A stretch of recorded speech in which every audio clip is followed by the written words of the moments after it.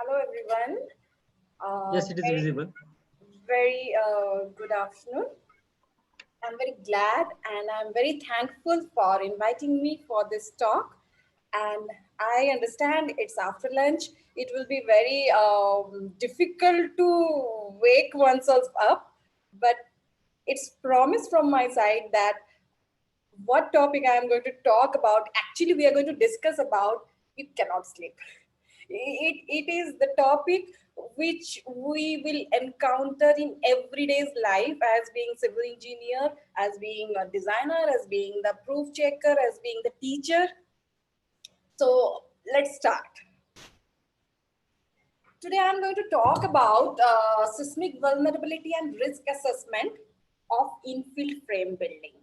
First, I will briefly talk about what is seismic risk, why do we need to follow this seismic risk assessment at all, and then if we are actually convinced that we need to perform seismic risk assessment of the structures, then what are the components, how to do them, and then what is at our hand which can actually reduce risk assessment at by and large.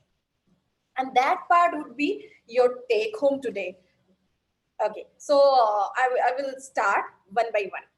And I'm really glad to see so many of you, so many learned person, and I will not like to lose the opportunity of having so many learned people with me today to spread the awareness so that we can actually reduce the seismic risk uh, in the environment. These photos are actually very old enough, but these are very close to my heart. I was a first year engineering student when this Bhuj earthquake happened. And I saw these pictures, and another picture I couldn't dare to put it here. There was one broken door only, nothing remains as home, and one child was playing around that door. And the caption of that photographs was, home is where heart is. And I cannot tell you, at that time when I was first year student, tears rolled down from my eyes, and I was like, can't we do anything to reduce this at that time?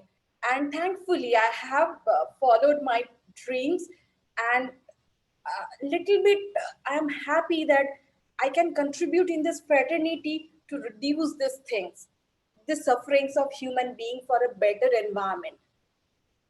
And I hope we all will contribute in our own limited capacity.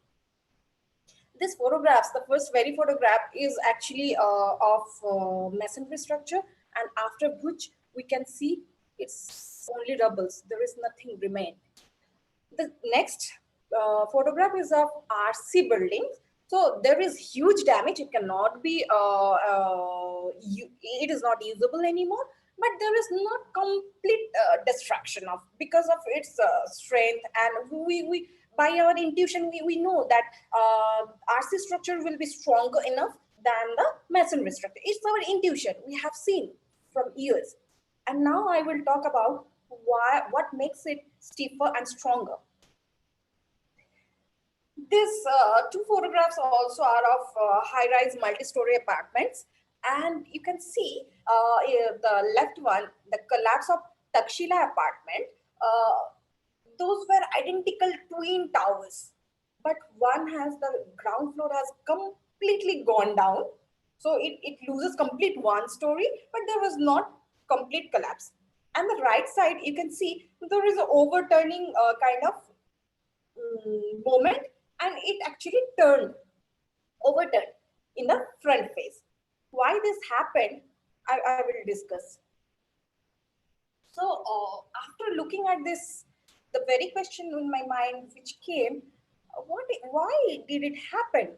What can I do? So later I came to know this is called seismic risk assessment. Why do we do seismic risk assessment? Seismic risk assessment is to actually quantify what is the loss in terms of economic loss, and life loss, or even the damage or severity of the human being that is going to happen for a particular level of earthquake, or let me tell that ground shaking. Why do we need to understand, quantify just to prepare for the worst? How can I help? How can I reach out to the people if such kind of things happen? And you know that 80% Indian land are seismically vulnerable, and India is one of the most seismically active region of the whole world. So people who love to study earthquake, they come to India. So quantification is for long time and short term mitigation policy. And there are so many, for important building, there are insurance companies. So they need to know the risk beforehand. They give the insurance. It's like our car insurance and so on. So that's why we need to quantify the amount of losses, which we call seismic risk, in terms of economic loss and life loss, for mitigation policies. Okay. Now, seismic risk is a combination of three different functions. What are those? Seismic hazard, seismic vulnerability, and exposure. It's a combination of these three functions. Now, one by one, I will explain what is seismic hazard, how we can quantify. As a civil engineer, we need not only to understand what is two participant raised hand. What happened? If you have any question, you can actually write in the chat box. I will take up your questions in between. And as I said, it is not any lecture. It is interactive session. You can actually write down your questions and queries. I will get to know. Rajan will tell us. Okay. So seismic risk has three main components, three functions. Seismic hazard. And as I say, we not only need to understand what is it, but how to quantify. Because ultimately, as a structural engineer, we need to quantify the forces or displacement. And finally, the cost. That is what we can do. So seismic hazard is nothing but the expected level of ground shaking. Seismic hazard has nothing to do individually to the seismic risk or seismic vulnerability. Seismic risk is innocent quantity. It is just talking about the expected level of ground shaking at any particular location at any particular given time. Like in 200 years or 250 years, the probability of peak ground acceleration at Roorkee is 0.24 G. That is actually talking about the serviceability of it. Or in 456 years, it is 0.24 G. That means design basis earthquake. So when we are actually talking about seismic hazard, the location and the duration is also important. And what seismic hazard is, again, the function of magnitude. It's very clear. If magnitude is very high, that energy released during the earthquake is very high. So ground shaking will be severe. The distance at which is the origin of the earthquake, if it is very near to the surface of the earth, then seismic hazard will be higher, obviously. Path to local site condition, the origin and my building. If this path is situated with some very soft soil which is amplifying the ground motion, then my structure is going to have higher seismic hazard, higher ground vibration.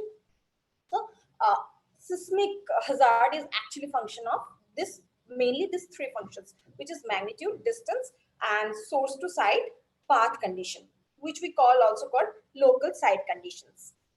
How do we represent seismic hazard? We can do this photograph of design response spectrum. It's very known to all of us. It's giving the peak response of a single degree of freedom system under the earthquake excitation, numbers of earthquake excitation, and then it has been smoothened using some statistical analysis so that in design office, we are very easy. It's very easy to design for the maximum acceleration. Why we are interested only in acceleration as structural engineer? Although seismologists are very much interested in the fault size, length, magnitude, but as structural engineer, we are very much interested in acceleration. The very reason is, we always being structural engineer, we want to know how much is the external load that is coming to my structure, and the stress caused by the external load should be less than the internal capacity of the member. Then my structure is safe. So during earthquake is not a force. Earthquake only vibrates the ground, because on the ground my foundation is laid. When the ground moves, since it is firmly clipped with the ground, the foundation also start moving and there is a disturbance. So if there is a disturbance, as per the Newton's law, it will want to remain in the state in which it is. So it will try to be in the steady state. So it will try to oppose this disturbance which started due to ground shaking. And to do that, it creates inertia force. Inertia force is nothing but the mass time acceleration. Mass is the mass of the structure, and acceleration is the acceleration in which the ground is vibrating. That's why we are interested in acceleration. But the ground vibration can be represented by velocity, displacement, or acceleration. So it's clear why we are interested only in acceleration. And that's why design response spectrum, mostly we structural engineer plot in terms of acceleration response spectrum. So this is the easiest way. Now for complex structure, very high rise structure, we cannot actually rely upon this design response spectrum, and we have to analyze the structure as 3D frame buildings and with actual to and fro motion of the ground, which is the dynamics of the ground, which we call time history. Time history, or sometimes we call it signature also, earthquake signature, as earthquake cannot repeat itself twice. Any earthquake, you take up any earthquake, this time versus acceleration or time versus the response quantity will never repeat itself. That's why it is also called the seismic signature. So it has dynamic properties of the earthquake. Or very recently in 2010, people are trying to create the probabilistic seismic hazard map. So these are three main way in which we can express the seismic hazard. Actually, first I explained what is seismic hazard. Now I am trying to take you to the quantification part of this seismic hazard. But historically, seismic hazard was not represented because there was no instrumentation, good instrumentation that can give us this quantities very correctly. So historical way of representing seismic hazard is the seismic intensity. And how they did it after earthquake occurs, a group visit the site and nearby and try to see three things. First, how the people, how they felt. Some of them will tell you that I didn't feel anything. Some of you will tell you, oh, it was so violent that I have to come out from my home. So what is the expression of the people? That's why it's very subjective. So we cannot take only one human response by one person. So we have to be, the group has to be consist of number of people who are interviewed, number of people. The first one is we try to find out the response of the local people. And then we try to see the response of the objects like TV set, or since these are derived in European country, so there was chimney is another very important thing for each home. So they see where the chimney has gone down. So those particular things, what is the condition of those things, they try to see. This is the second. And the third one, which is slightly complex, is the damage to the surrounding structure. Now, damage can be anything. Damage may be, I can tell you, if there is even a small crack in my screen of the phone, I will say, oh my God, it's so huge. So how can we define damage? So they define damage grade. Now, construction, as very first picture I have shown, that is completely destructed under the same earthquake because that was made up of masonry. The second structure doesn't collapse at all because that is made of RC. So if the construction material is different, the building damage is going to bound to be different. So vulnerability class they have also introduced, and they said, okay, I will say the EMS scale is one of the oldest scale, and till now it is followed. Why? I will tell you. After so many instrumentation, why we still follow the intensity scale, I will explain later. So they have given 12 scale, intensity scale, and from 1 to 12, if I go up, the intensity is increasing. So they have given, if intensity is 1, it is not felt. And you can see intensity 8 onwards, 8 to 12, it is actually have some damageability to the structures. Okay, intensity 8 is called heavily damaging, then 9 is destructive, 10 is very destructive, 11 is devastating, and 12 is completely devastating. So that's how they have given this scale. And based on this, 3 observation. One is on human being, second is on object, third is on damage to the surrounding buildings. Okay. And in the description box, they have actually given the 3 things I told you they have given. And this is readily available on the internet. If you don't have, I can share with you this details. For quick reference, I will go to the damage 8 scale, intensity scale. It's damaging. The description itself says it's damaging. How damaging? Most people are frightened and try to run outside. Many find it difficult to stand, especially on upper floors, because acceleration increases as along the height. So at top floor, it accelerates very high or displays very high. So they could find very difficulty in upper floors to stand even. Now the second point is observation. Furniture is shifted and top heavy furniture may be overturned. Okay. And third is C point is on damage on the buildings. So they have said many buildings of vulnerability class A suffers damage grade 3 and a few of damage grade 4. Okay. Now there are 3 things I couldn't understand. First, we want some number. What do you mean by many buildings? 100 buildings, many, maybe 80, 50? How do we quantify many buildings? This is one confusion. Then the vulnerability class, what does it mean? What is vulnerability class? And then third is damage grade 3 and few of damage grade 4. I didn't get. So 3 confusion is there. Let me go to the next slide to explain that. For this, they have classified vulnerability class starting from A to F. And you can see, I don't have to tell you, you yourself will tell me which one is the most vulnerable class. You can see the masonry buildings, whatever is the most probable is the circle, and the dotted with this is the range. So for rubble stone masonry, vulnerability class is A. Okay. And masonry buildings with reinforced or confined, it has vulnerability class most likely is D. Similarly, for steel structure, you can see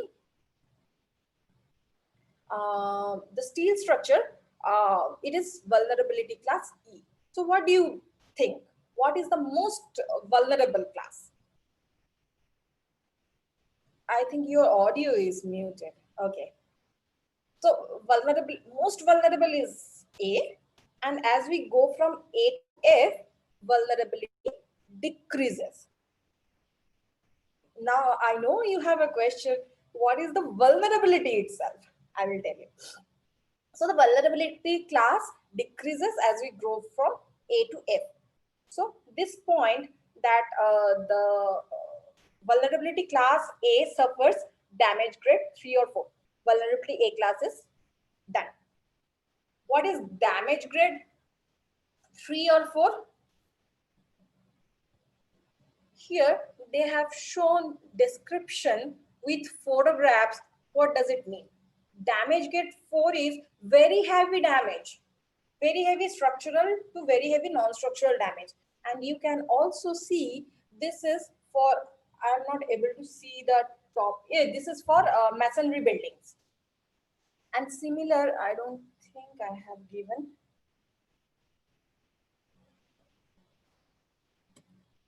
No, this is for masonry building. And similar chart with damage grade definition has been given for RC structure, wood structure, and steel structure. As we know, if the construction material changes, their damage pattern will also change. That's why they have given similar table for different construction material. So damage grade vulnerability class is known, damage grade is known. Now I am concerned about how do you classify or quantify many, few, most. This is given here. Few means it is 10 to 40%.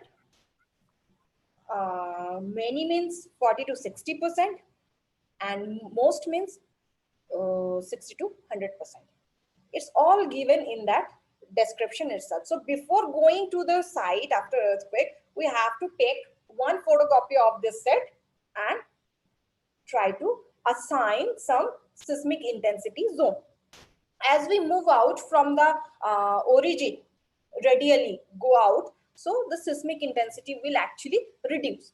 Near the epicenter, it will be the highest intensity scale, probably 9, 8, and then it will generally follow the lower numbers. So is it clear how we are defining seismic hazard, then how we are trying to quantify it, and the one exception is that this intensity scale, which is based on our observation.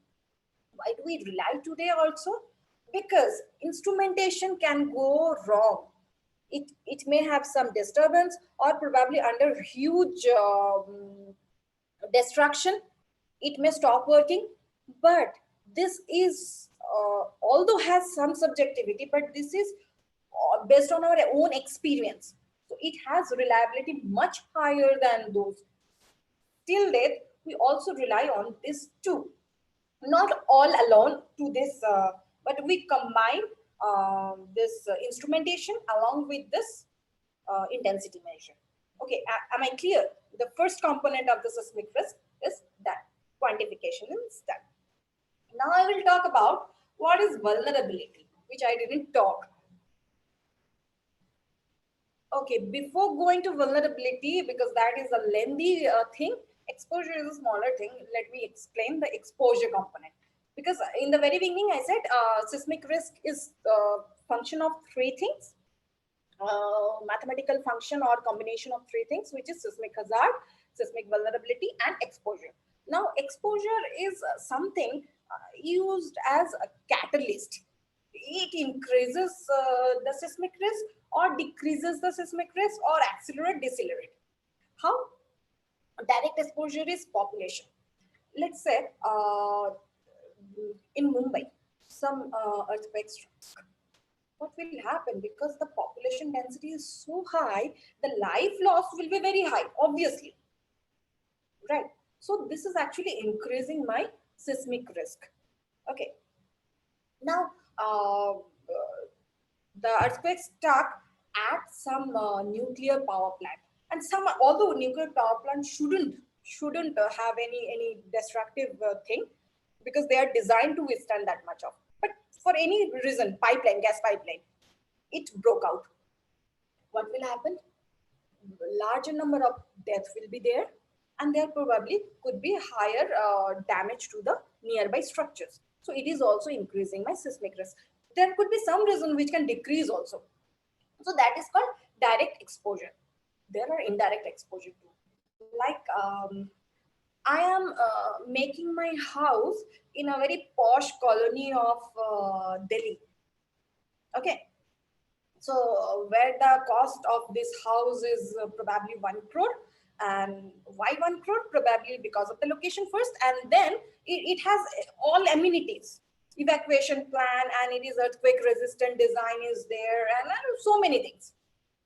So if my affordability is there, I will build for, I would not like to die. So I would build safer house. So that's how also economy is related to the seismic risk. And similar way, employment and marketability, all those things.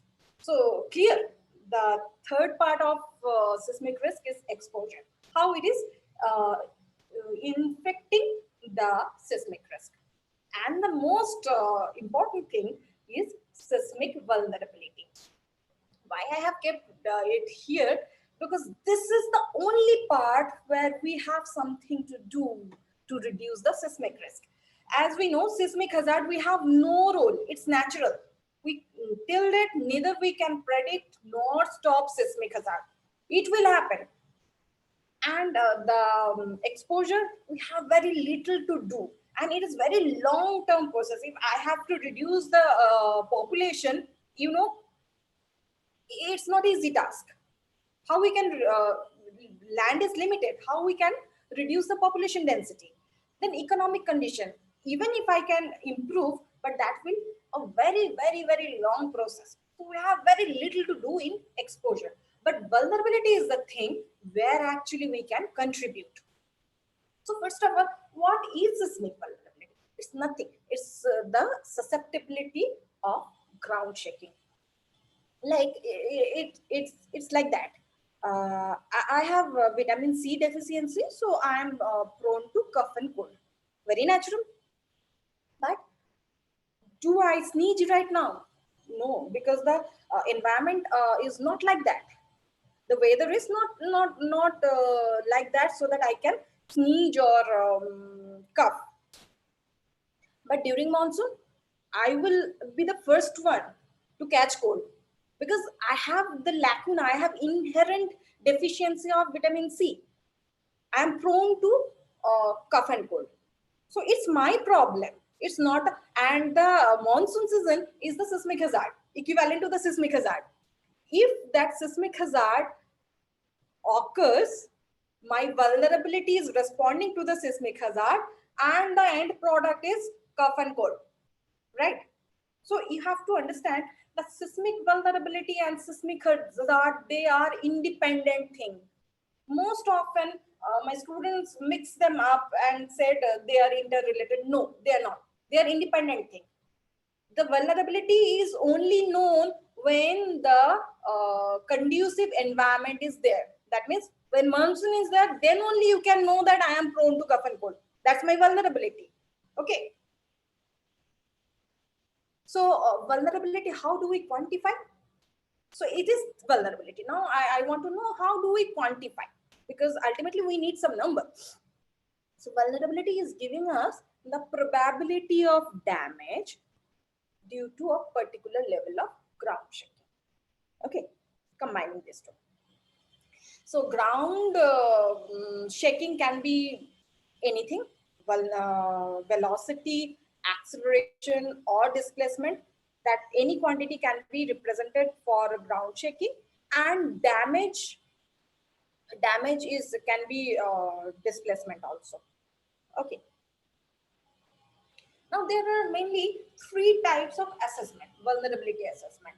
One is empirical, another is hybrid. In between I have kept hybrid, and another is analytical. Hybrid is the bridge between empirical and analytical. It's bridge between these two. Empirical is, as I said, it's based on our observation. In seismic intensity, we have seen that we go to the site after earthquake and try to assign some seismic intensity for each zone. And empirical formula is similar to that. And how do we represent? We represent it as damage probability matrix or a continuous function. Continuous function is in x-axis, it is the ground motion. Ground motion can be of acceleration, velocity, or displacement, ground displacement. And in y-axis, it is the probability of damage. Okay. So it is a continuous function for vulnerability functions, or damage probability matrix is a only identical isolated points. Like in a region, if the earthquake is of magnitude 6 or 7, I will not have damage of A, damage class A, which is the most vulnerable class, vulnerability class of steel structure. That is not possible. So I don't have every data, every damage data for every ground acceleration, right? So I will have only, and in that location probably we don't have wood structure, we don't have steel structure, only masonry or RC maybe there. So we have only two type of things. So that will result in some points, okay, that we will give in damage probability matrix. So it's clear, it's based on the damage that we observe after earthquake. It's the empirical method. And as I told you, empirical method can give us few data, not all. Not for all building types, all vulnerability class, and all ground motion. All data is not available. Okay, so how do we know? We go for analytical. Analytically, we model a building and we increase the ground motion till it fails for every structure. And we found that this is the damage probability. If the acceleration is 0.2 g, if acceleration is 0.5 g, it collapses completely. So from analytical observation, we can have the continuous curves. But what is the reliability? As we know, whatever method we use for modeling the actual structure, the actual structure is actual structure. We cannot model each and everything. Whatever software, sophisticated software we use, it's not possible. So what is the reliability if we analytically model all these things? So there comes hybrid method. What we do, we model analytically, and whatever data is available in empirical method, we try to tally those. If they are closer, if they are matching, we are actually assured that whatever I modeled analytically, it's giving me with sufficient accuracy the result. Okay, that's how hybrid method is used in vulnerability. And as I said, while we are designing our structure, we can make it very without any lacuna, without any lack. I have vitamin C deficiency. I can take pills so that I can increase my immunity in vitamin C. So my vulnerability is reduced. And in monsoon during, I will not catch cough and cold, right? So vulnerability is the thing where we have lot to contribute. And I am very happy today to have so many learned person with me, and I don't want to waste this opportunity. So I will, before I talk about the seismic risk assessment, which is a method, of course, but I would like to tell you something about modeling of infilled frame buildings, because that is incorporated in 2016 edition of IS 1893.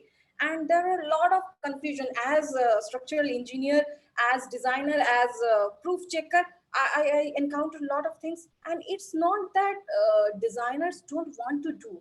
Probably they're not convinced and they're not well informed how to do it. And if we don't do, what is the risk we are imposing on the final performance of the structure? So I would, before I talk about the seismic risk assessment, I would like to talk about modeling of infills. I think I am permitted. Okay. So before I start, I always ask myself whether it is worth to follow, do any task. Is it important to do? So here also I am following the same thing. Why do we model? If we don't do, what will happen? So my heading is effect of infills on performance of RC frame buildings.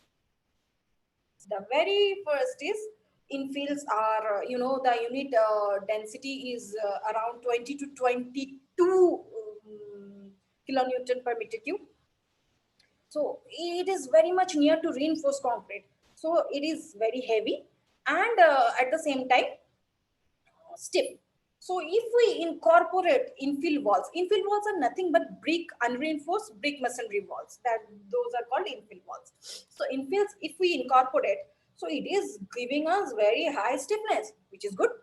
I am not taking into account high stiffness, but if it is adding of infill is giving me high stiffness, it's good only. Very good. Now it has increased strength. And how strength can be increased? For this particular, the corner, left-hand corner plan and 4-story building, I have calculated that due to incorporation of infills, the strength of the bare frame increased 2.2 times. It's so high. And stiffness was 35 times. That is always good. I am not taking into my design that it can bear so much of load. And actually, in practice, it is taking higher load than my assumption. Then my design is very well conservative. Yes, very good. But at the same time, presence of infill actually increases the shear force in the adjacent column. Why this happens? To understand this, we have to go to this figure. When there was only vertical load, nothing is laterally shifted. There is no displacement, lateral displacement. So it's perfectly all right. But under lateral load, what happens? Infill has some different material property. RC has some different material property. So their load displacement curve will be different.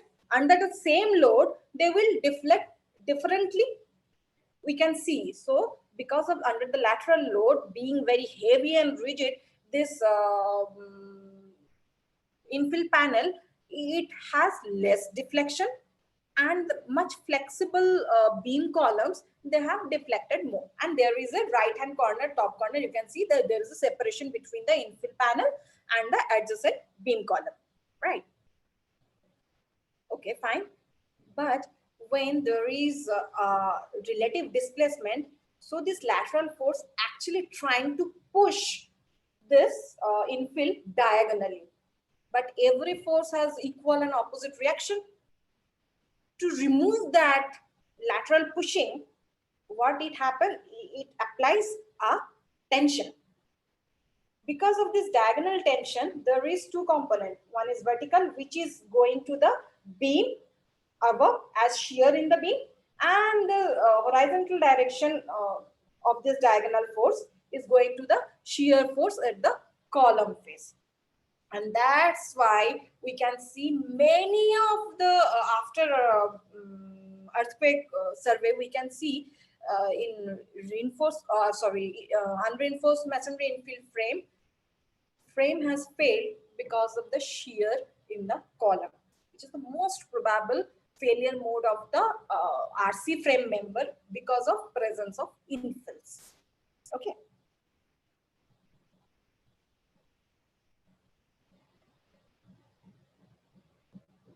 So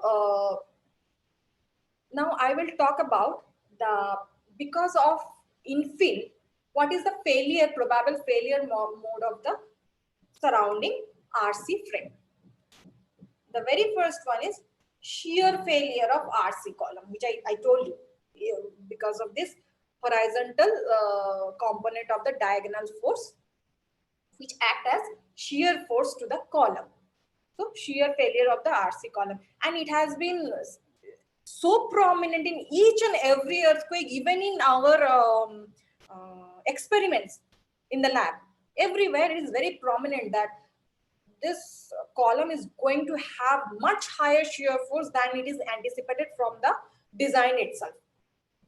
Additional shear force, and that additional shear force is, if not taken care properly by providing stirrups, additional stirrups there, then column is going to have shear failure. Okay. The next is shear failure due to short column effect. What is short column?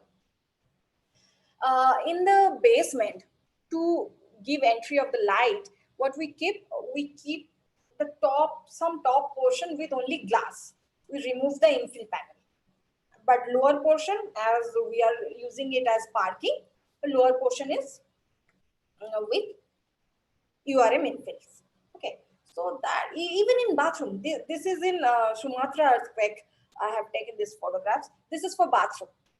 We do the same thing for lighting, and that causes a short column effect. In short column, what happens? The moment and shear are interrelated, right? So if we reduce the height, the shear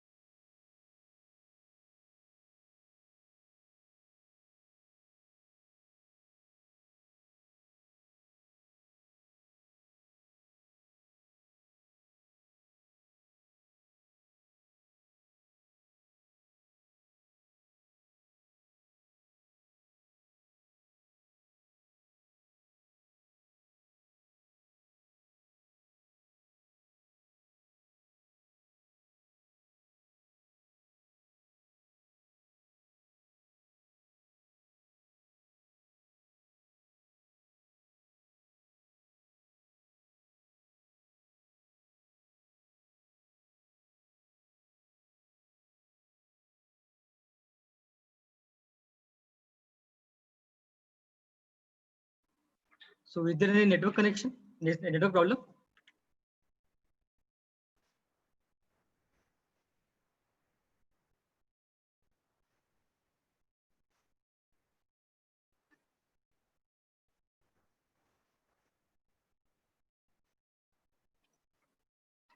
So we will wait for 5 minutes. I think there is some network problem.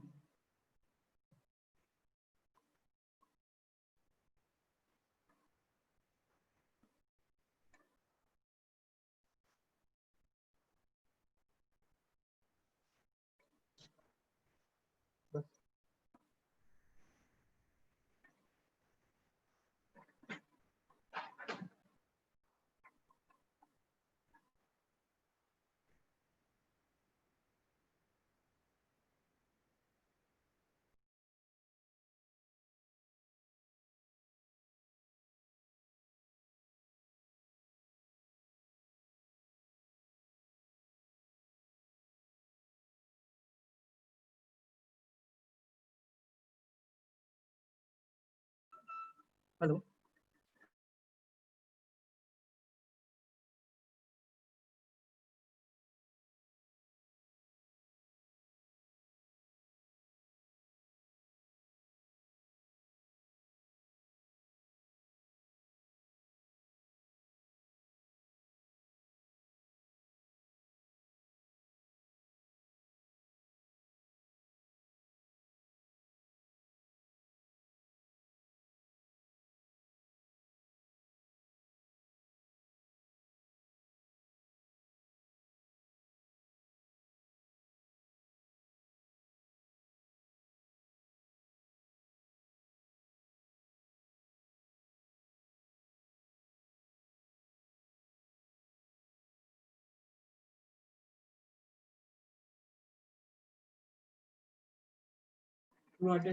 So we will wait for 2-3 minutes.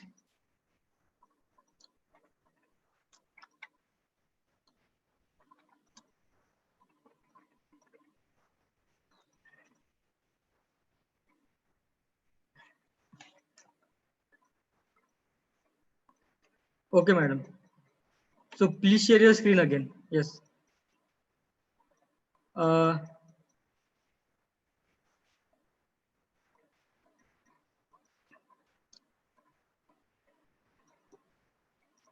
Madam, please unmute yourself. Yes. Unmuted. Yes. We can resume from the last slide. Yes, yes. Am I Yes. audible? Yes, yes, you're audible. Yes.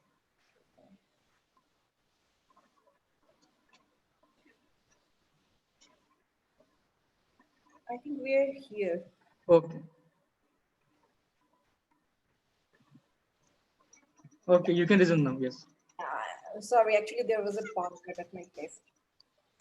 So we were talking about the failure, which is originated because of the presence of infill for the frame members. And the very first we talk about the shear failure of the columns because of this additional horizontal shear force caused by the diagonal reaction of the start member or infill members, right? Then shear failure due to short column effect. And I was talking about why short column in shear is higher. Bending moment and shear force are interconnected, right? So for the same moment, if I reduce the height of the column to half, then shear force increases 4 times for the same moment. Top and bottom moment, 2m, right? And what is m? V into height of the column. If I reduce this height to half, then 2 into 2, it will be multiplied. So for the same moment, if I reduce the height of the column, shear force increases. And that's the cause. And we never encountered this. So this can be avoided. If we can, you can see the spacing of the column, stirrups column is quite high, because if we individually design the column, there is no shear force coming to it. So it's the nominal only for confinement of the concrete and to reduce the buckling of the main longitudinal reinforcement only. But additionally, there is shear force coming because of the short column effect. If we decrease the spacing of the stirrups, we can avoid this failure. The measures are very small action, but if we understand properly, we can take care of this.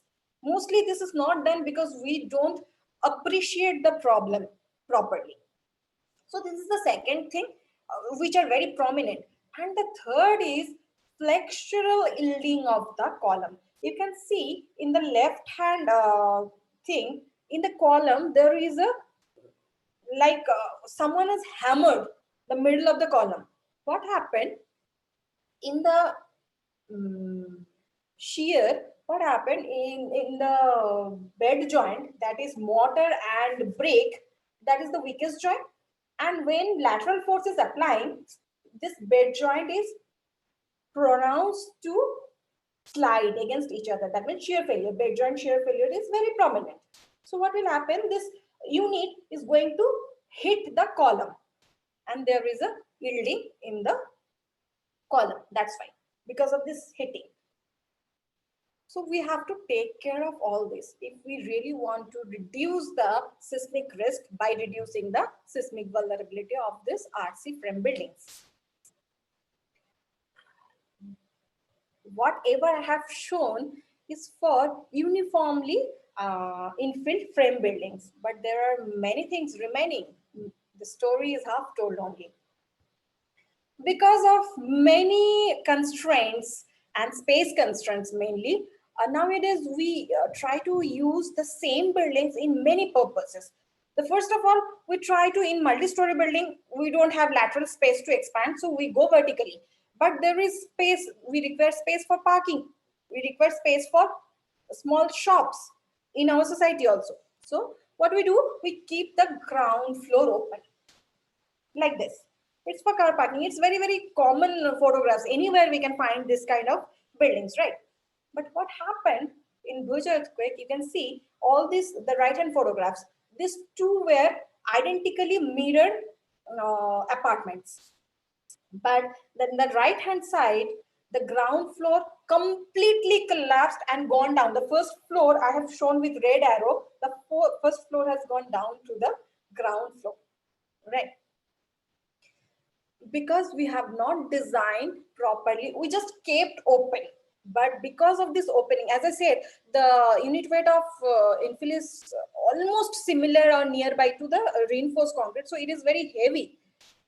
Its strength and stiffness both are heavy. If we are removing entirely for one floor, that is making it something vulnerable. There are two types of things which can happen. One is soft story, which is all about the stiffness differences between the adjacent stories, and another is weak story. Weak story is all about the strength deficiency between the top and bottom stories. Okay, so this is one of the thing, open ground story, that makes further complicated the complication of the infill front building. Then there is mixed occupancy. What happened? This building photographs I have taken, this one from Dehradun, and this one is from Delhi. The first one you can see, at those time we used to have those calling phone call booths. So this one is this phone call booth, and next is some medicine shop, small medicine shop, and the top floor is for residential purpose. And what happened, because of shop and all, we need some larger open space. We removed some of the columns, or partition we removed completely. But in the top floor, which is being used as residential, the arrangement of infills are completely different. So this mixed occupancy, and the right hand side photographs is of some go down. It is cement go down. Only the peripheral in the ground story where cement is being stored, only the peripheral infill was remaining. Internal partitions were removed completely. But in the top story, you can see it's quite a residential building. Mixed occupancy actually leads to very different type of performance under lateral load. I will show. And third one is torsion. On top of this is 2011 Sikkim earthquake. I have been there. And right hand side is, I have taken similar photographs from Peru earthquake from some literature. What happened, you can see the right hand side, there was a staircase. Similarly, only the peripheral wall, even at the back, there was a staircase to go up. Staircase is very rigid. We know it acts like stud. And there is a very strong deficiency of the stiffness. And that resulted toppling of the whole building because of the torsion. So these are the things. Now, problem we have seen. That means actually we should take care of this, the small things that will reduce the vulnerabilities very, very considerably. What are those? I will talk about the IS code 1893 and 13920 specifically here, because in design offices, through what is the role of IS codes? IS code try to give the very complex, very simple solution of a complex problem, so that it is very easy to use in day-to-day life. Even we don't understand the nitty-gritty and detail of this long equation, but still we can incorporate that effect in our design and solution, right? And one of them is the capping on the time period. Okay, we know, all of us, we know, we use IS code, so that time period for bare frame, time period for steel bare frame, time period for RC structure with reinforced shear wall, time period for RC structure with infill wall. The time period formulas are different. Why they are different? They are empirical formulas. If we closely check our computer model, we will see that whatever sophistication we use, the time period what we get from the computer model is much higher than the provided in the code. And code said you cannot design your structure less than this base shear. base shear where from it comes? It comes from this time period. Based on this time period, we have to go to the design response spectrum and check what is the spectral acceleration. That means acceleration, which will actually determine the M into G, inertia force, that is encountered during the earthquake. How much? And that from there we get the base shear, right? The shape of the design response spectrum is such that after 0.4 second, if you increase the time period, your SA by G decreases exponentially. Since we encountered 0.4 second is roughly the time period of 4-story structure, and nowadays we mostly design more than 4-story structure only because of the lateral spanning is restricted. Okay, so we have to take care of this. Whatever my model is giving the time period, I have to correct my base shear for at least this time period. That means we have to jack up the base shear which I received from the computer model. I have to multiply this ratio to increase the base shear. I cannot change the time period of the model, but I can increase the base shear, at least design base shear, using this. So this is the very first point. And this is one way that is taking care of the minimum design base shear requirement.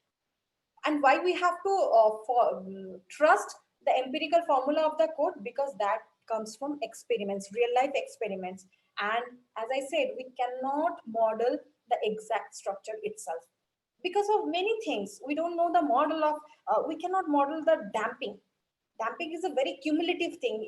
It's friction with the main structure with the air. It's friction between the cracks, friction between the molecules of reinforced to reinforced, friction between the concrete to the steel. So it's collection of so much thing that we actually cannot model the damping.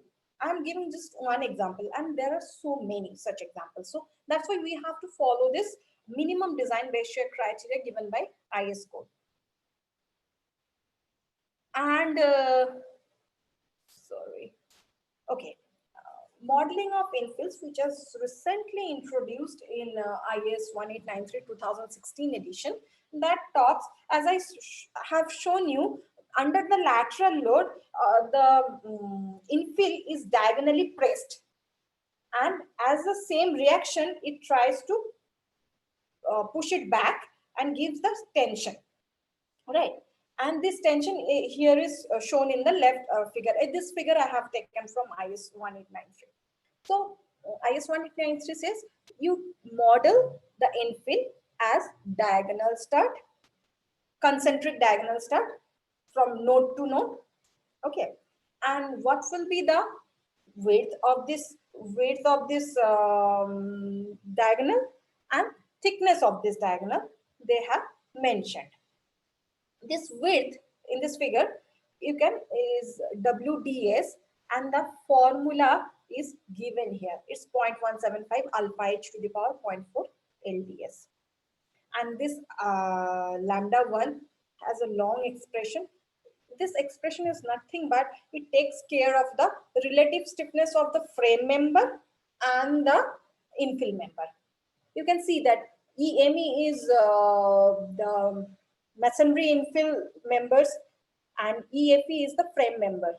I column is the column stiffness, and T infill is it's the relative stiffness properties of the frame and infill. Okay, so we can use this.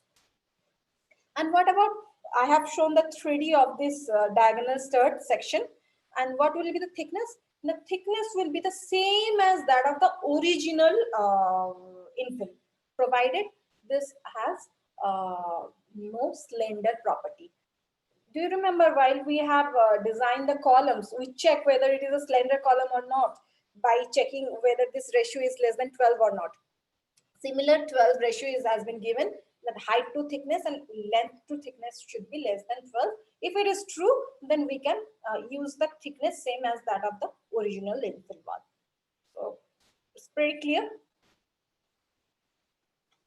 And for your quick reference, you can check clause 7.9 IS 1893, which is on page number 25. And everything here is given. And the expected modulus of elasticity of infill has been related with the compressive strength of masonry prism. Masonry prism test is given in 1905, but they have replicated that formula in IS 1893. So we don't have to refer 1905 to. If I follow only 7.9 clause, my job is done. One thing actually is of question that this infill walls are not solid. We have door window opening, but IS 1893 says you don't reduce the width of the diagonal stud even if there is a door and window. But many codes, including neuro codes and all, they suggest some kind of reduction in the width. But if we don't reduce that width, we are in the conservative from the perspective of design. We are in the conservative side. That's why this is quite acceptable to me. Okay, this is some kind of example which I try to solve to show that how easy it is to find out the diagonal width. Thickness is same that of the thickness of the original wall and fit it in our analysis. Only this much of effort is required. Only this much of effort. Okay. There is another thing. It says in 2002 version of IS 1893, it says when you have open ground story, either you go for nonlinear dynamic analysis to actually know the difference between stiffness and strength on the story above and below. If you don't want to do that, because nonlinear dynamic analysis is difficult to perform in day-to-day life in design office, it's more of a research component. So they said another thing, that if you don't want to go for this nonlinear dynamic analysis, you can do one thing. The ground story, where is the open story? It may be on the ground floor, it may be on the first floor, whatever is the floor. But that floor, column and beams, you should design for 2.5 times higher design shear because of the earthquake. And then that is another story. I will talk about that someday later. Whether that will give us the performance that same as of the uniform infill building or not. But in 2016, that clause has been removed and it has been entirely left to the designer that you have to check and assure that there is no irregularity of strength and stiffness. And how irregularities has been given, it is given in the table 6 of IS 1893. What is soft story, what is weak story, those irregularities should not be there even if you are allowing the open ground story without giving some prescribed thing which was already there in 2002. They have removed it. And this irregularity should be corrected in seismic zone 3, 4 and 5 without mentioning how we can correct those measures. So this is for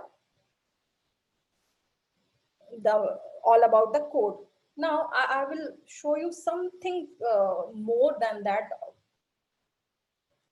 Here, these photographs I have taken at IIT Roorkee when I used to be a student there. This is the construction of one hostel. And in the red circle, you can see there is a gap between the beam top and the infill wall. It bound to happen. How do we construct? First, we construct the bare frame. Then we try to put the infill wall one by one brick layer and then one mortar layer, then another brick layer and so on. Whether it is the Flemish bond or rear bond, doesn't matter, but we construct like that.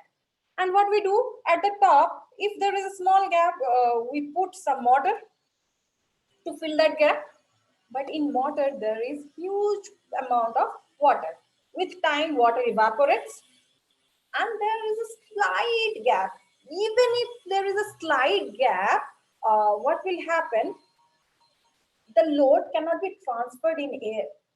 For load transfer, we need to have some medium, right? So the beam, whatever is the load on the beam, is cannot be directly transferred to the infill wall. So infill wall is actually acting as non-structural element here because it is not taking part in load transfer mechanism of the entire structure, right? Okay. Am I audible? Okay. So transfer mechanism. And to find before this code has given this modeling guidelines of infills, I have studied one thing to find out what is the exact way of modeling, what is should be the realistic model which I can use in the design industry, because I am a designer, structural designer, so I would like to be as simple as we can use it in daily use, right? So I have taken three models and I have taken eccentric model. You can see not concentric model because it is not actually going corner to corner. Because of this construction sequence, there is a gap between the top beam and the infill panel itself. So it is actually at the beam column joint, near the beam column joint. So I have taken these three models and try to find out which model is the giving me the actually observed thing. I have taken some experiments results and try to simulate them using these three different models, 1 stud, 2 stud and 3 stud model. And surprisingly, if I model this using one eccentric stud, I can predict all the observed results which we got from experiments. And you can see here, because of this right hand side diagram, because of this diagonal horizontal component of the diagonal, this r cos theta, it is the extra force on the column. And I said if I can provide the required stirrups for this extra r cos theta shear force, then my column is safe. Then how do I know what is the extra r cos theta? Cos theta I can find out, it's from the geometry of the panel itself. Theta is known. Now I have to know the R value. R value is the strength of the infill material. For my study, for my research, I have gone through the entire literature starting from 1958 till date, and it gave me 4 distinct failure modes. That means infill panel can fail in this 4 modes. Among them, sliding shear, which I told why yielding occurs at column because of the bed joint sliding of the infill panel, that is the most common failure mode. So we don't have to go there, we can find out. And that's why I have solved one example trying to find out the additional shear force the adjacent column experiences due to presence of infill panel. That means r cos theta component. And R I have taken, you can see the expected shear strength of masonry I have taken, and the shear strength I have taken VINE is equal to area of shear area and strength in shear. And you can use AC 41 for that matter. But it's only if I can use this formula, that is enough. We don't have to do anything. I have to just check whether the shear reinforcement or the stirrups given in the column is capable to withstand this much of additional force or not. If we check only this, my column is safe. And we know if the column is safe, then the entire structure has very, very high performance in the same that way. And to show that, as we don't want to model the infill panels, what happens, what we actually getting instead of what we have to get. For that, I have taken this plan dimension. In the X direction, we have 9 columns, and in the Y direction, it's 4 columns. It's taken from a generic plan. And for a 4-story structure, I have performed the nonlinear analysis. And the pushover analysis is showing me that if I am using modeling the infill panel, then the top curve I am getting. And if I am not modeling them, so the bottom curves, the left hand side is for longitudinal direction. That means this 1 to 9 in this direction, X direction, and this right hand side curves are showing for transverse direction. You can see in both the diagrams, it is pretty clear that what we do in generally in the design office, how underestimate we calculate their strength, stiffness, and ductility. How the top curve, the left and right side curves are only the direction of lateral force has been changed from plus x to minus x. In the next figure, it is plus y and minus y, nothing else. The opposite mirror curves. The top curve is showing the, while we have modeled the infill along with its dead load. And the bottom curve is showing I have only considered the dead weight of the infill wall, but without modeling its action. Okay. The very first thing is, okay, when we are not modeling, as I said, my strength is quite lower. So in design, I have designed for lower strength, but my actual structure has much higher strength. So it's good, fine.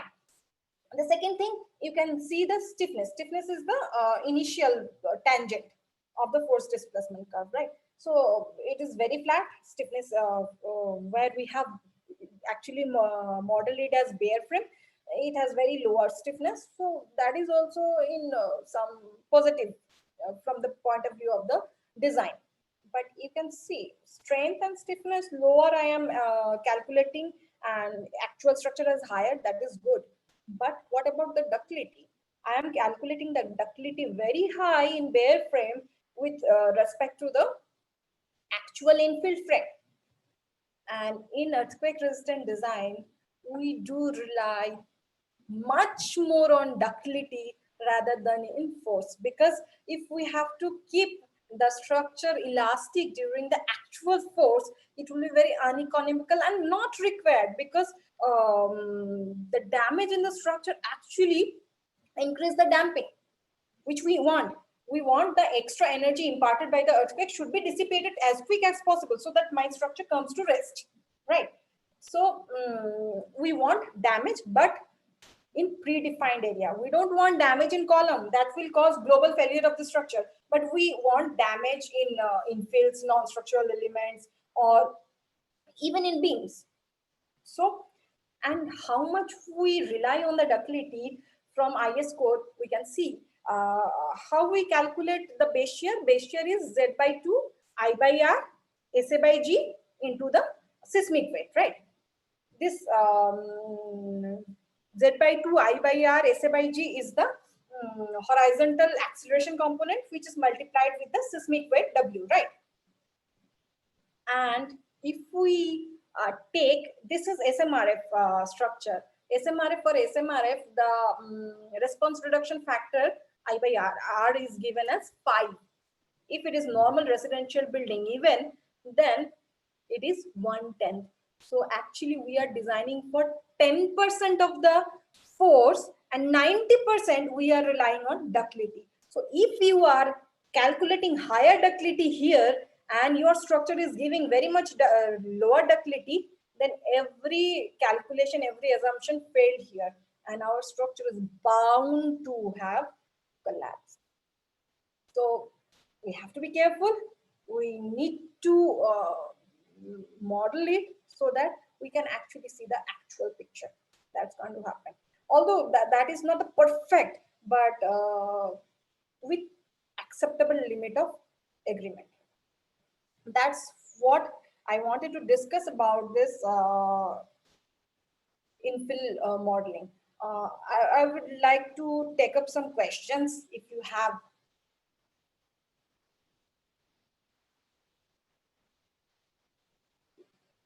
Do you have any question?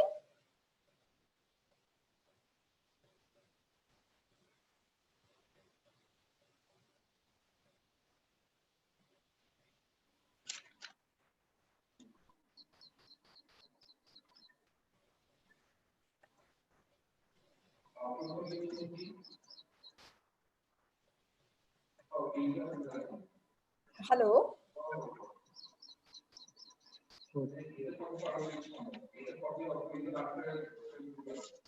I'm not able to hear you properly. Can you write somewhere? Someone has raised hand. Yeah. Yes, please continue. I think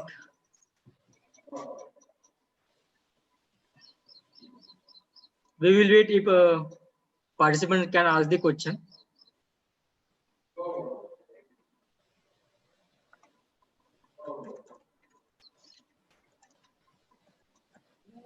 I'm not.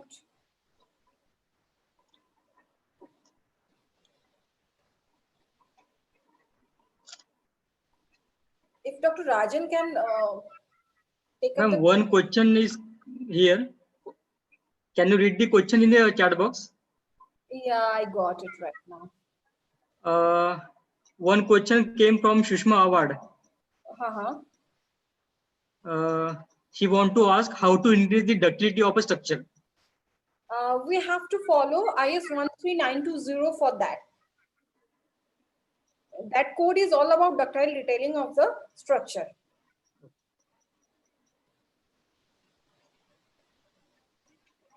Is your question answered? Ma'am, another question just came. Can you see the question on the chat box? How to model infill walls in ETABS, ma'am?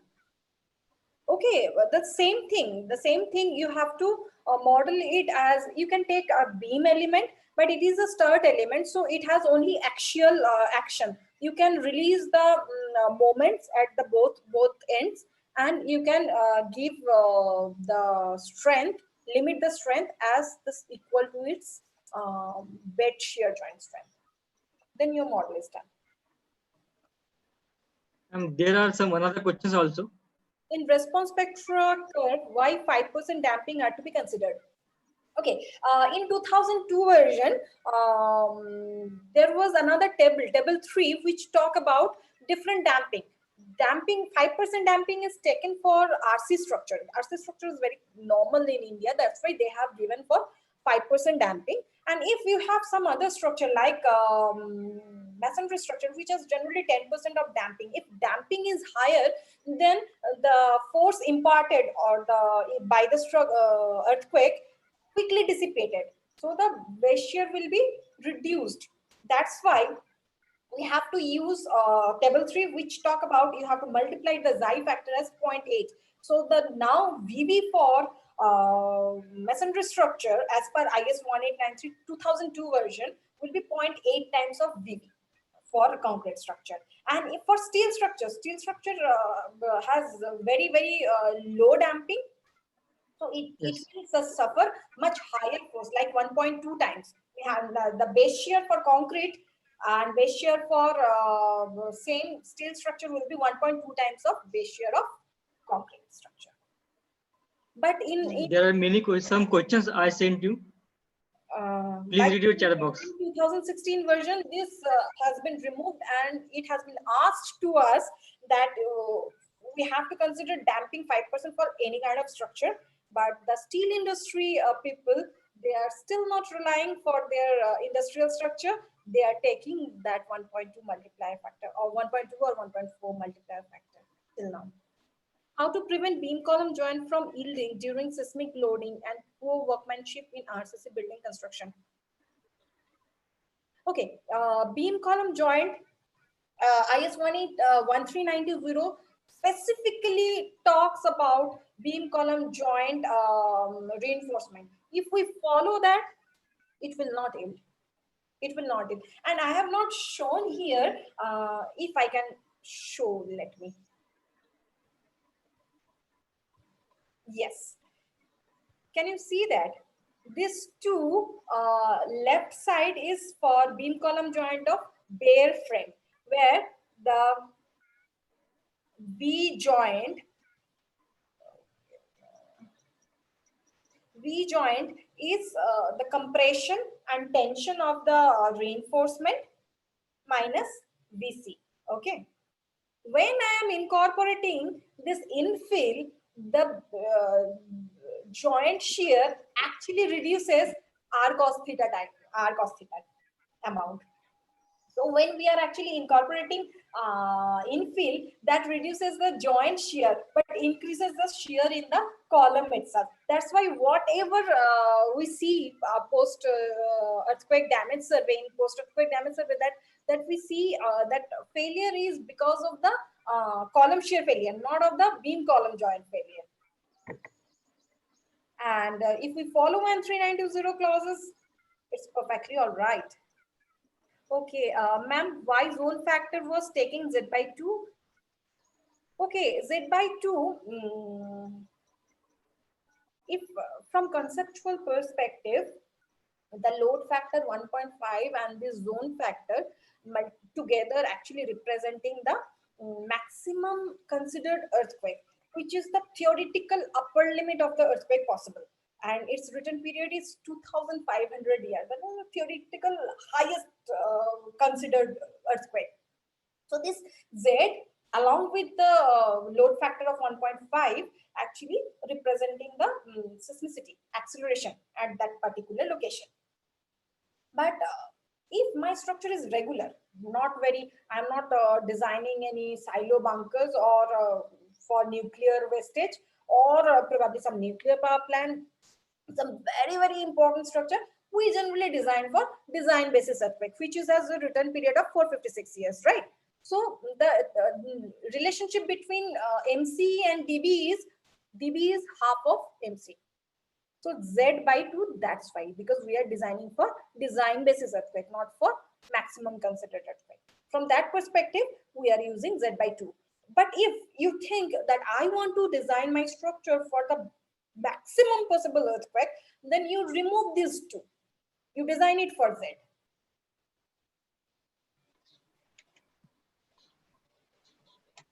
Okay.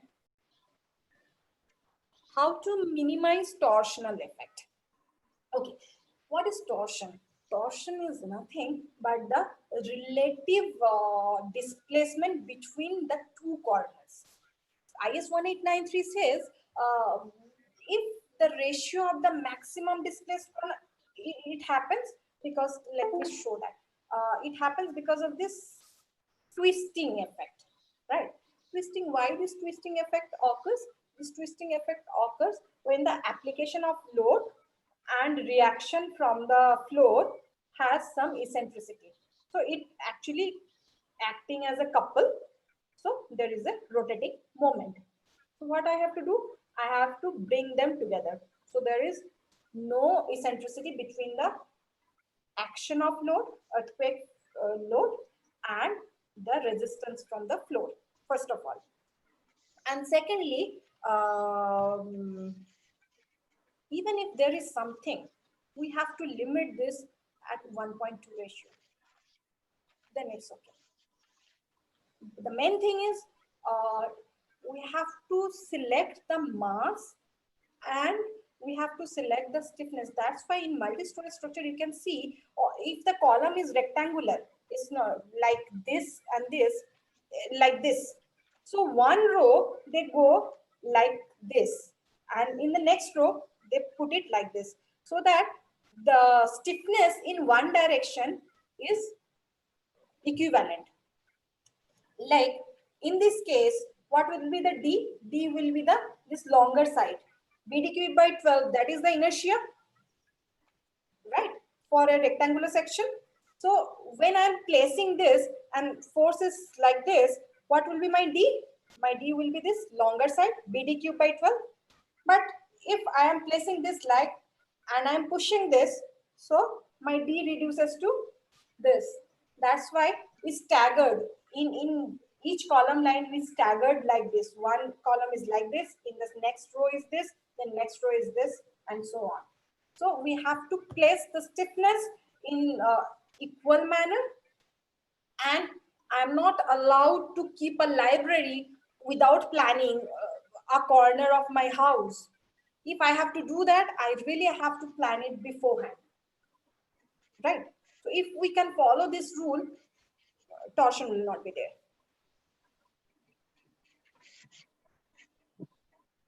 How high-rise buildings are made quake resistant? It can withstand how much high intensity earthquake? It depends on how we want it to defend. I can design it for as much high force as we can, and the rest of the thing we can take it from the ductility. The beauty of earthquake resistant design is it's not only about force, it's force and ductility. And as I said, for SMRF structure, we are only 10% designing for the force, and the 90% we rely on the ductility of the structure. So we need to increase ductility, and for very high-rise structure, we actually provide some dampers so that the damping can be increased, so that the response can be restricted with the acceptable limit. That also can be done, but that is for very high-rise structure. But normal rise structure is this theory works well.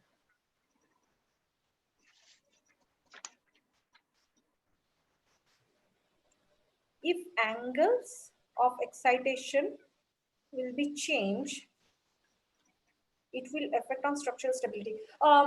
Yes. For that, let me explain like that. Probably this question raised because I have taken one at a time. Excitation in X direction, in the next excitation in Y direction. And your question is, it can be anything. It can from any angle, right? But if our structure is orthogonal, what is orthogonal? That means it has a 90-degree, dot product is 0. Like that. Then we can actually dissociate this two component or any component in one direction at a time, another direction at a time. But if it is non-orthogonal structure, then we have to combine both the direction of the structure together. In that case, if it is main component is for x-axis, then complete x-axis, then 30% of the y-axis, and square root of that. It is given in the IS 1893 part 1, very first 7-8 page probably. The load combination, the rate has been given. Am I clear? Recently, I have modeled a flat slab structure and a traditional beam slab structure instead without infills. When I have done seismic analysis, the flat slab structure had larger forces when compared to traditional beam slab structure. Why is it so?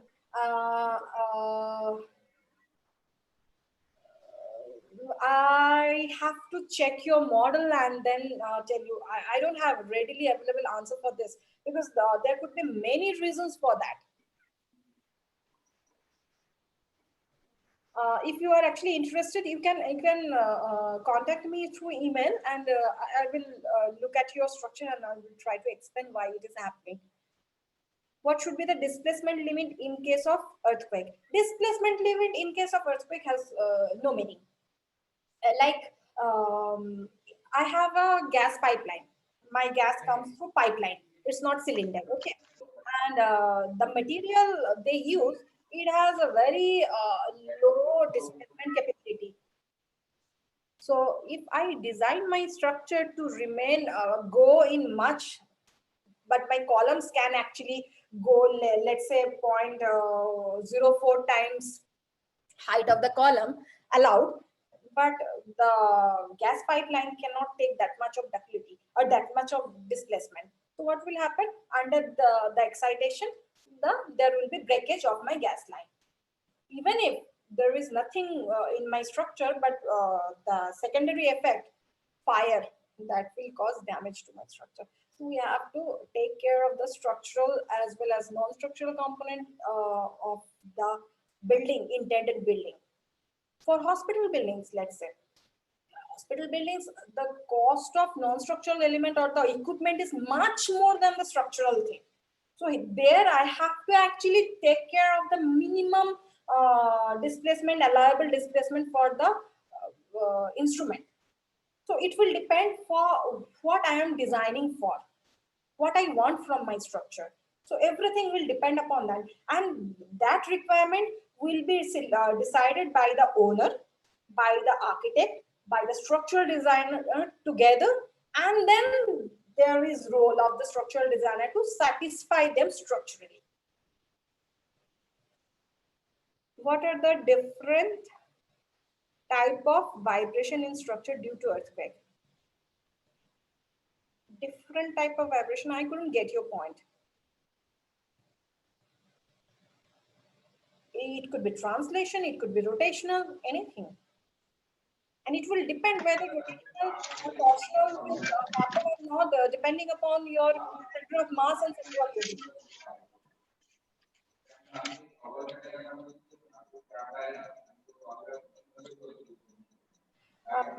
Can you explain how buildings behave like a simple pendulum, which is dangerous for earthquake?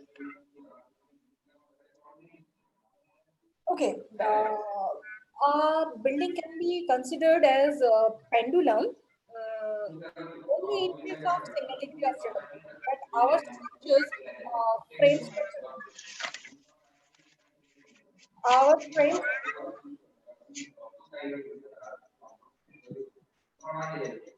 okay, our frame structure has 2D structure has at least 3 degrees of freedom. One is in horizontal, one is in vertical, another is in plane rotation. That is, we cannot consider it as a single degree of freedom at a time. Okay. After an RC frame construction, infill walls erected in actual practice. Is it fair for earthquake? See, we cannot change the construction practice. It is practice everywhere world over. If it has been practiced, we can do one thing. Either we can completely flip the fill wall along with the beams on it, or we can create a gap outside. We can associate or we can dissociate. These are the two possibilities to overcome the damage or limit the damage because of this collision.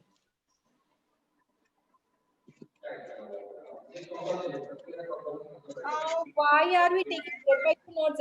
I think I have already explained that. Lokesh, is which method is more suitable for earthquake multi-story building? See, I have. If you are not talking, can you please mute yourself, please? Okay. Which method? The best replication of earthquake will be a non-linear dynamic analysis. But we have to see whether we need to put that much of energy, time, and expertise for each structure. If not, we can, for a regular structure, non-linear static analysis or pushover analysis is done. Why do you go for non-linear dynamic analysis? It's the adjustment between requirement and acceptance, accepted result. It's the combination between these two. But yes, if you ask me frankly, the nonlinear dynamic analysis is the best suited one. But that requires much, and it requires huge expertise to predict the result, the huge result we got from this analysis. But a good approximation, if there is no irregularity in my structure, it is regular structure, then a very good approximation is pushover analysis, which is nonlinear static analysis.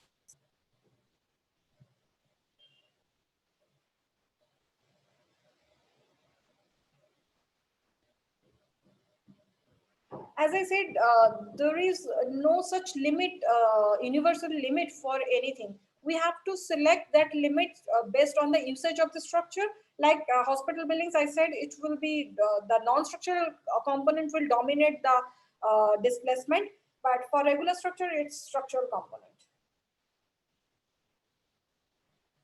What is the effect of large opening in wall on stability and resonance in the model? If there is a large opening and very small thin slice of wall, then there will be stress concentration. So the opening corner will have diagonal cracks, very severe diagonal cracks that can propagate into your columns and beams too. But at the same time, if there is a guideline, if the opening is more than 50% of the wall, then the diagonal stud which we are modeling, you can take it 0. There is no stiffness. What could be the minimum multiplication factor for designing the soft story? I'm sorry, in 2016 model, they have removed that clause, but in 2002, you can check that it is 2.5 times higher the forces for earthquake. Only in the beams and columns of the story which has been kept open. In 2016, they have not kept that clause, only said that if you are not allowed to keep this irregularity in seismic zone 3, 4, and 5. But how you will remove? They are mum. What are the different type of vibration in structure due to earthquake? I think I have answered those questions. Okay, can you share your thoughts on eccentricity between center of mass and center of rigidity, and how can we eliminate that eccentricity? Also, if we cannot eliminate, then what design measure must be adopted? How we can minimize, I have already discussed. And if we cannot minimize, then what we can do? We can do those couple moment, the extra moment. I have to design for that. And in your analytical model, computer model, it's very easy to apply that. You can, if this is your building and there is a gap between these two, center of mass and center of rigidity. So multiplying this gap with this, that will create the moment. Okay. So what we can do, we can derive that moment, write that moment, M is equal to B into some force F. Okay. And that force you calculate and then apply in your model that floor, apply one in this direction, applying in this, and another in this direction. That will give you the rotational moment. So easy to model in your computer model.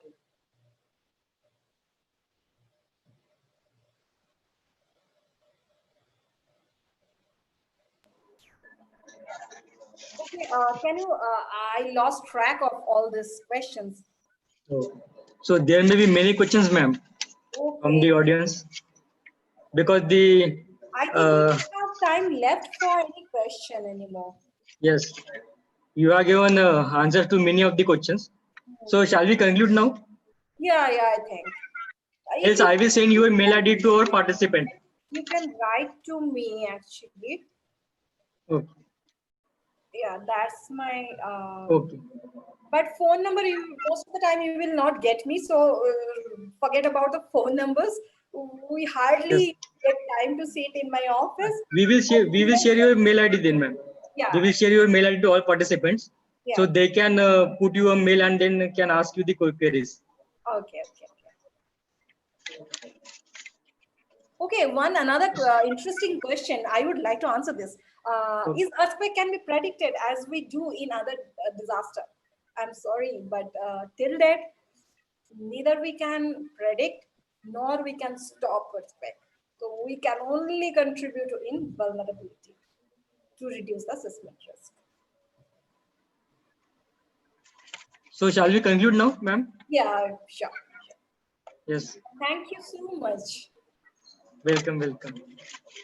So I'm very thankful to Professor Putul Haldar from IIT Ropar, and ma'am has given a very nice and interactive session.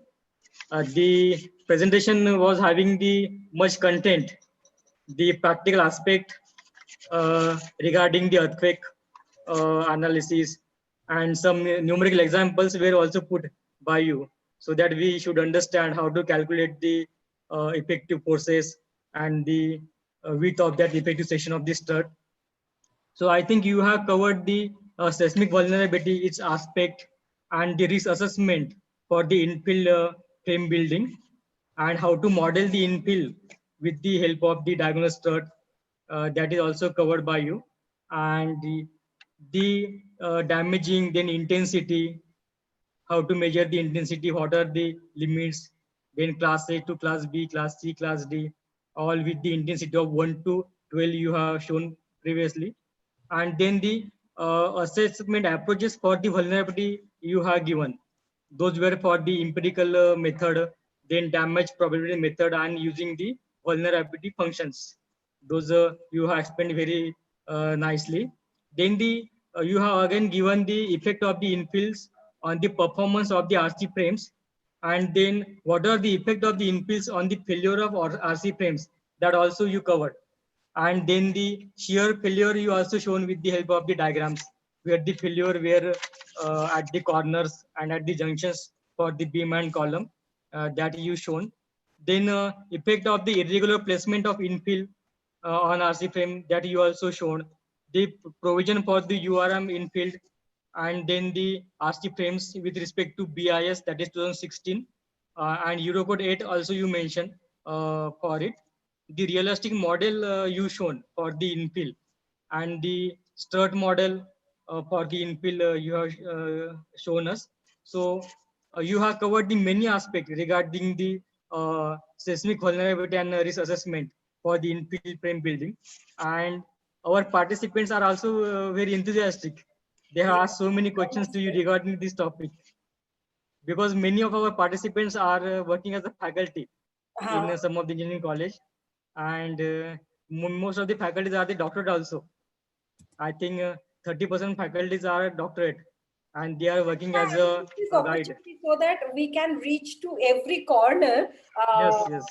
And we can actually contribute in reducing the seismic risk. Yes. I'm really because today I think some 400 people attended this session.